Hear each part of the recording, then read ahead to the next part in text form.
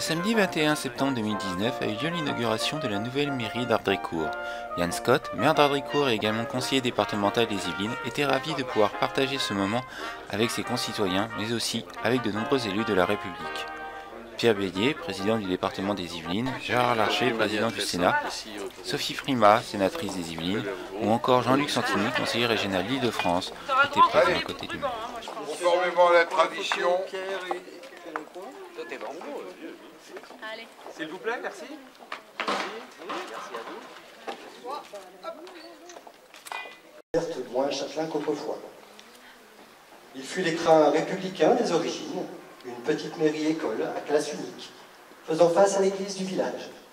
Nous sommes là au début du XIXe siècle, et une ordonnance pourtant royale de Louis-Philippe nous y autorise. Si le bâtiment originel demeure, la cour de récréation a concédé une extension moderne et propice au travail des employés, tout en permettant la plus grande polyvalence des locaux et la plus stricte sobriété dans la dépense publique. Merci à la région Île-de-France, cher Luc. Merci à Ingénierie Châtelain, agence départementale, pour leur accompagnement. Merci à mes collègues du conseil municipal et particulièrement à Fabrice Pourchet, l'homme des finances, à Ardricourt, et Nicolas Doff, l'homme des travaux et de l'urbanisme. Ils sont derrière nous.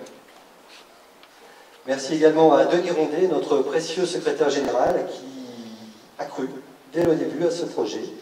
Merci à tous pour leurs conseils et leur investissement pugnace à la bonne marche d'un chantier de près de 3 ans, qui s'est achevé par la livraison il y a quelques semaines seulement de l'ascenseur conférant enfin au bâtiment le caractère universel qui sied à l'accueil de tous. Le jour où la Coupe du Monde de rugby commence, pour l'équipe de France, 25 minutes de match raté, en plus, par moment, le téléphone, oui, on a gagné, bon, mais quand même, le gascon que je suis était dans sa bagnole viscéralement tordu, d'autant que c'était une fin de match insoutenable. D'autant plus que je me suis dit, pour inaugurer une mairie, qui est quand même le symbole de la République, il a le meilleur orateur possible avec le président du Sénat.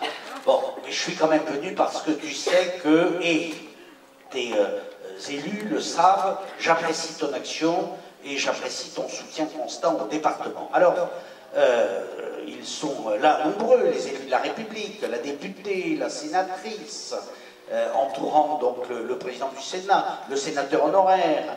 Bon, il y a bien sûr l'État avec le sous-préfet, j'aurais dû vous saluer d'abord, mais bon, le deuxième personnage de l'État étant là, et puis Jean-Luc Santini. Donc ça y est, j'ai déjà tout dit, je les ai présentés, je vous ai annoncé que l'équipe de France de rugby avait gagné. Qu'ai-je pu oublier de dire? Ah, mais si, c'est que vous êtes dans le plus beau département de France. Parce que vous êtes dans le plus beau département de France, parce que vous avez les plus beaux villages et villes de France, et les plus beaux paysages. Et pour ça, le département a une action inlassable, et en particulier pour aider les communes. Je dirais, pour commencer, que le maire de cette commune est un très bon maire, puisqu'il n'a pas demandé de subvention à l'État pour faire son investissement. Donc des maires comme ça, il n'y en a pas beaucoup, mais je suis venu quand même, parce qu'inaugurer une mairie, c'est toujours un symbole. Je le rappelle, à chaque fois que j'inaugure une mairie, ou je participe à l'inauguration d'une mairie, ça a été mon premier métier, secrétaire de mairie. Donc pour moi, ça a du sens. La mairie, c'est le phare de la commune, et c'est à travers la France la colonne vertébrale de la démocratie. Et donc c'est un lieu absolument important, et vous avez eu raison de faire cet investissement, parce que les habitants doivent être bien accueillis. Dans cette dimension de proximité, quelque chose d'important. Je lui souhaite donc le meilleur, qu'il regarde bien la République, et en fonction de la conviction de chacun regardera le clocher et sa flèche qui nous transporte. Je voudrais vous dire que dans la vie d'un maire, il y a 2 moments particuliers. L'inauguration d'une nouvelle école et l'inauguration d'une mairie. C'est 2 moments majeurs. Et ces 2 moments, ils sont au cœur de la République. Je n'irai pas chercher Louis-Philippe, mais vous rappelez 4 textes qui sont au cœur de la République. 1881, 1882, la liberté et l'obligation scolaire. Les lois qui fondent l'école publique laïque, obligatoire, ce qui n'exclut pas d'autres formes de scolarité et qui donne, à l'époque, l'Assemblée nationale s'appelait la Chambre des députés, un dialogue entre Assemblée nationale et Sénat. Et Ferry, qui a été sénateur, avec d'autres, porte ces textes. 1884, la loi qui confirme les communes, en faisant que le conseil municipal est élu au suffrage universel, à l'époque uniquement masculin.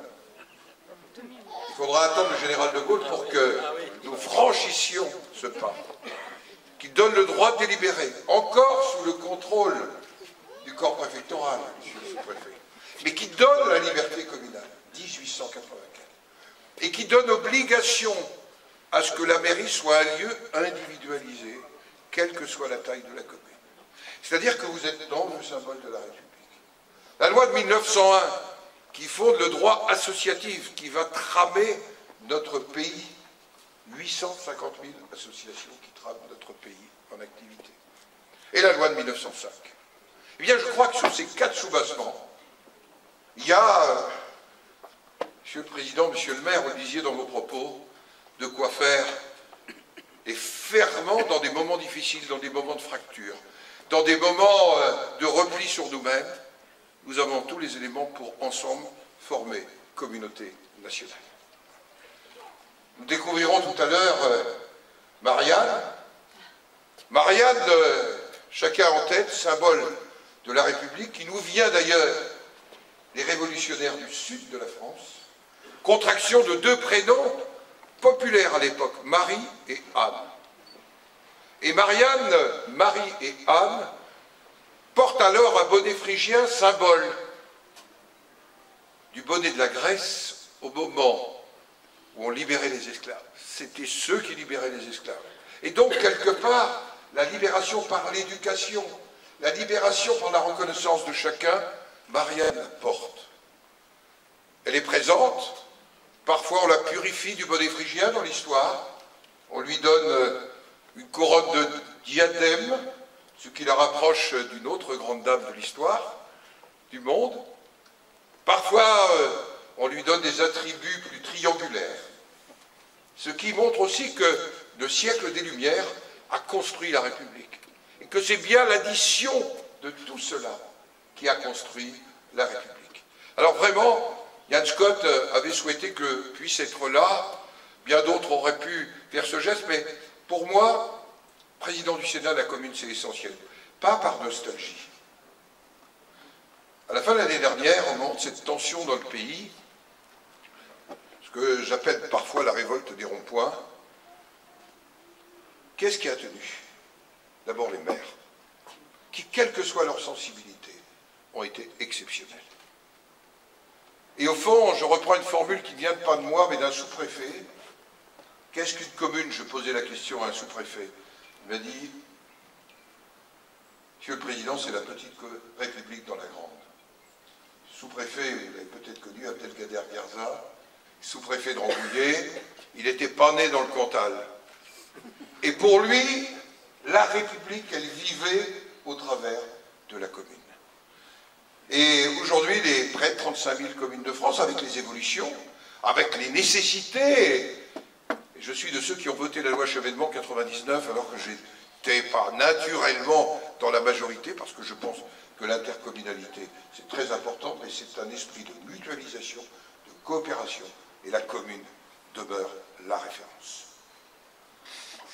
Vous entendrez dans les 15 jours qui viennent que le débat a commencé au Sénat, et le cœur de la préoccupation, qui voit nos convergences, Madame la députée, Madame la sénateur, autour de l'idée que la commune est la référence, et que c'est bien autour de ça, ben, il me semblait symbolique, après avoir rencontré les maires des petites villes de France hier, d'être dans la grande commune d'Ardrécourt, avec une commune quand même.